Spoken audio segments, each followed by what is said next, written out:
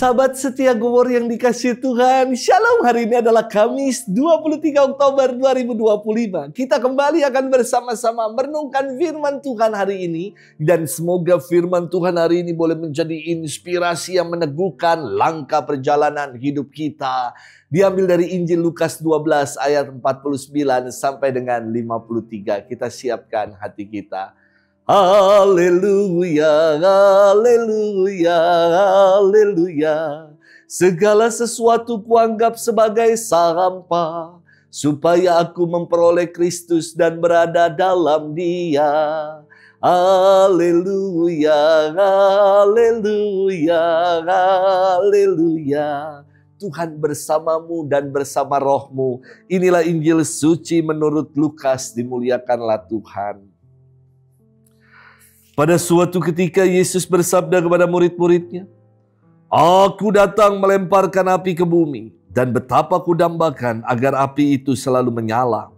Aku harus menerima baptisan, dan betapa susah hatiku sebelum hal itu berlangsung. Kalian sangka aku datang membawa damai ke bumi? Bukan damai, melainkan pertentangan. Karena mulai sekarang akan ada pertentangan antara 5 orang dalam satu rumah. 3 melawan 2 dan 2 melawan 3. Mereka akan saling bertentangan. Bapa melawan putranya dan putra melawan bapanya. Ibu melawan putrinya dan putri melawan ibunya. Ibu mertua melawan menantu dan menantu melawan ibu mertuanya." Demikianlah sabda Tuhan. Terpujilah Kristus. Sahabat setia Gowor yang dikasihi Tuhan, Shalom. Ada sebuah ungkapan yang mengatakan urip iku urup, yang berarti hidup ini harus dijalani dengan menyala. Maka ada tagline yang kini mengatakan, menyala abangku. Hidup jangan dijalani dengan loyo-loyo, kata orang Papua. Namun perlu dijalani dengan semangat, dengan berkobar-kobar, agar hidup ini menjadi penuh makna dan berarti. Sahabat setia Gowor yang dikasihi Tuhan, maka ya orang yang menjalani hidup dengan semangat tidak boleh menyanyikan lagu basurip yang mengatakan, bangun tidur, tidur lagi. Habis makan, tidur lagi. Bangun, tidur lagi. Akhirnya basurip tidur untuk selama-lamanya. Ya. Nggak semangat. Ya. Sabda Tuhan hari ini terdengar mencengangkan dan sulit untuk dimengerti. Yesus berfirman, "Kalian sangka aku datang untuk membawa damai ke bumi? Bukan damai, melainkan pertentangan." Loh, kok Yesus mengatakan ini? Bukankah dirinya disebut sebagai sang Raja Damai, Raja Shalom? Bukankah ia mengajarkan cinta kasih yang menenteramkan dan selalu berkata, damai sejahtera bagimu? Lantas mengapa ia berfirman kalau dirinya bukan membawa damai tetapi pertentangan? Tentu yang dimaksud dalam firman ini bukan tujuan dari kedatangan Yesus. Karena tujuan kedatangan Yesus jelas untuk mengaruniakan damai, keselamatan, shalom di tengah-tengah kita.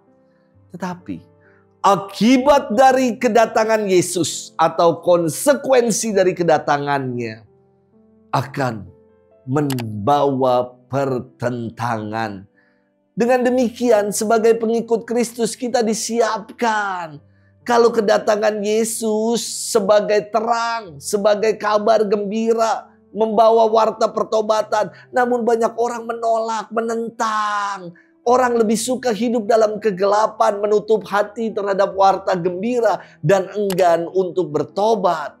Sahabat setia Gowor yang dikasihi Tuhan, Yesus dikatakan datang untuk membawa api, dan hendaklah api itu selalu menyala.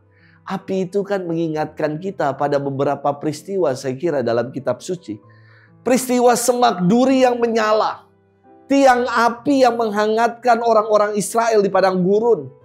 Api yang menyambar kurban persembahan Elia. Roh Kudus yang hadir dalam peristiwa Pentakosta dalam wujud lidah-lidah api. Maka api itu melambangkan, menyimbolkan kehidupan, kehangatan, juga terang. Api yang bernyala dapat digunakan untuk memasak, menghangatkan tubuh, dan sebagai sumber cahaya. Demikian pula dengan hidup kita. Sebagai pengikut Kristus, kita harus menjadi api yang memberikan terang, yang membawa kehangatan bagi orang lain, dan menjadi berkat bagi sesama. Maka sudahkah kita menjalani hidup ini sebagai api yang berkobar-kobar, yang mau bersaksi di tengah kehidupan. Selamat bermenung. Tuhan memberkati kita semua, Bapa dan Putra dan Roh Kudus. Amin.